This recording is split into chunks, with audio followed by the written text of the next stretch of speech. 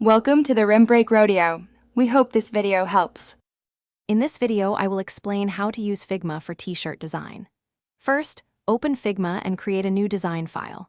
For optimal printing, set your canvas to at least 3000 by 3000 pixels, or about 10 by 10 inches, at 300 dots per inch. This ensures your design has high resolution.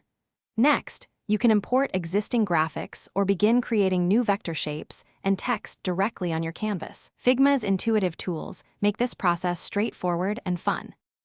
Now, let's dive into the creative process.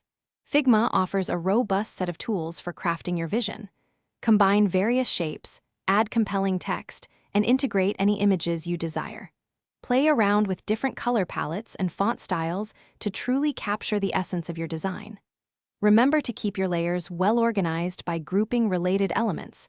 This practice will save you a lot of time and effort as your design evolves. Once your design is complete, it's time to see it on a t-shirt. You can easily find and use t-shirt mockup templates within Figma or import them. Place your design onto the mockup, adjusting its size and position to achieve the perfect visual. This step helps you visualize the final product before printing. When you are satisfied, export your design. For printing, choose high-resolution formats such as PNG with a transparent background, or SVG for scalable vector graphics.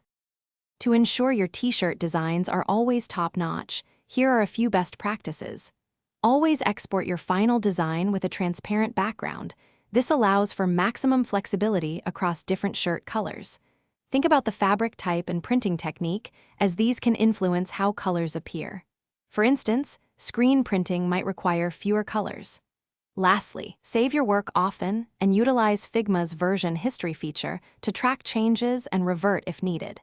Happy designing! Thanks for watching. Consider subscribing if we helped you.